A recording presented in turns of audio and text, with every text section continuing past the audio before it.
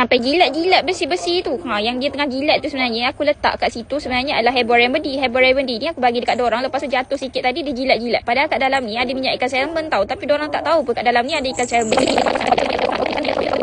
Agak-agak faham tak? Yang tak faham tu kena dengar sekali lagi. Okey, aku ulang lah. Sebenarnya kalau kucing korang ada masalah tak nak makan salmon oil, boleh dapatkan Hebo Remedy. Sebelum ni ada yang komen dan tanya dekat aku, apa beza Booster Health tu dengan remedy yang ni? Hebo Remedy yang ni kat dalam dia ada cat grass. Lepas tu ada juga kandungan-kandungan lain yang berbeza dengan yang Booster Gel yang ni. Sikit-sikit aja beza dia. Korang boleh tengok dekat bahagian belakang ni, dia ada purified water, ada salmon oil, ada olive oil, ada chicken powder, ada purified water dan yeast extract. Lagi ada dandelion root. Utama ada salmon oil dan aku sebutkan tadi. Tapi kalau korang nak beli yang ni saja untuk fokuskan pada bulu, boleh je bagi dekat dorang. Tengok ni. Masing-masing berebut nak makan benda lah ni di pagi hari. Korang boleh tengok dalam masa yang sama aku test drive ambil suplemen salmon oil ni bagi dekat dorang. Nampak nanti dorang mengundung-undung. Memang tak nak, dorang tak suka bau benda ni. Tapi bila letak dalam wet food, dorang habiskan je. Kalau korang tengok video-video aku sebelum ni, dorang habiskan juga salmon oil ni. Tapi kalau korang nak solution yang lain selain daripada salmon oil ni, korang boleh dapatkan Hebo Remedy ataupun Health Booster yang aku sebutkan tadi. Nanti aku akan letak beg kuning sisi kiri dan kanan, dua-dua function yang sama sebab kat dalam tu ada white alscan juga. Cuma yang Hebo Remedy tu dia ada cat grass. Kiranya kalau kucing ada masalah berbola bulu yang teruk, selalu batuk-batuk tapi bulu tu tak terkeluar, boleh bagi Hebo Remedy. Jadi aku harap video perkongsian aku bermanfaat. Kalau kucing korang ada masalah hebo, tekan je dekat beg kuning, cepat-cepat gerak lu, Papa Raja.